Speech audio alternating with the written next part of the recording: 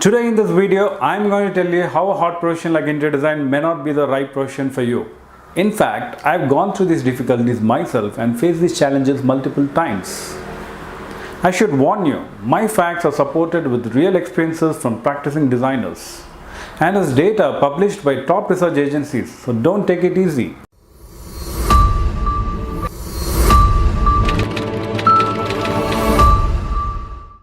Hi everybody, this is Sainath Jayachandran and you're watching Interior Guru. Welcome to another video. If you are new here and you're looking for the best sessions on interior design, then you're at the right place.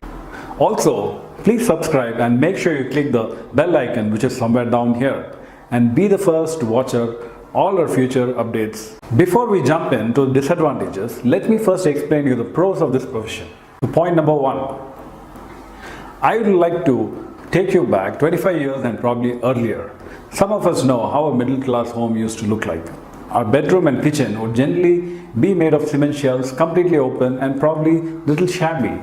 And our kitchen would just have a slab to accommodate all our cooking equipments, or probably just lying on the floor.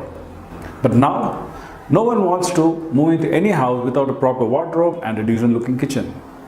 Now even a small kitchen has a separate space for sink, gas storages, hobs and multi-burners, and separate storages for all our utensils and groceries.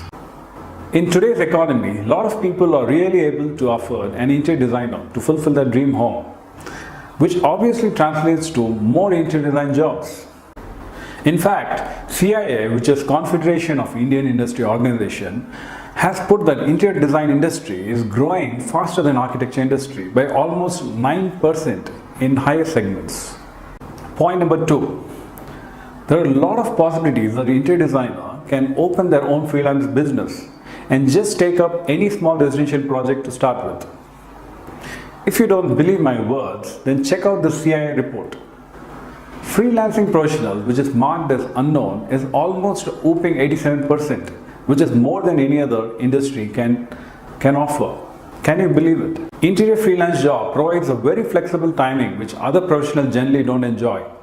So it's more time for the designers. Point number three, creative people would love this field as there are lots of creative freedom provided by clients to designers in order to make their home look elegant. For example, a painting artist, a creative person, just gets a canvas size for his creativity. But for interior designer, it's the whole house. The most important thing is, you feel satisfied when you see your creations in front of you and the clients appreciate you.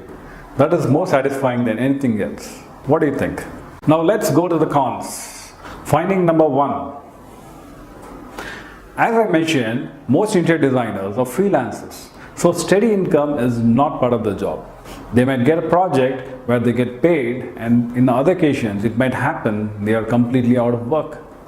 But whenever they get paid a lot. And if you're famous, you may not have this problem. Finding number two. Generally, interior designers come across a lot of different kind personalities. Some are very accommodative and some are very demanding. And they have very mind and taste and thinking. It might really get very difficult to convince them with your design ideas and budget. These clients could literally drain out a designer's patience by making small changes multiple times. However, if the designer is good in communication and clear on initial terms on number of design changes, these small issues can be avoided. Finding number three. When an interior designer takes up a project on turnkey basis, which means design and execution works, he or she might get into a lot of execution issues, mainly when it comes to timelines on project completion and the quality of work. Indian interior work labor industry is totally unorganized, and even a well-experienced professional could face a lot of problems when it comes to timely handover of projects. And especially carpenters nowadays delay the project sites a lot, probably months together. This will inevitably create a black mark in the designer-client relationship.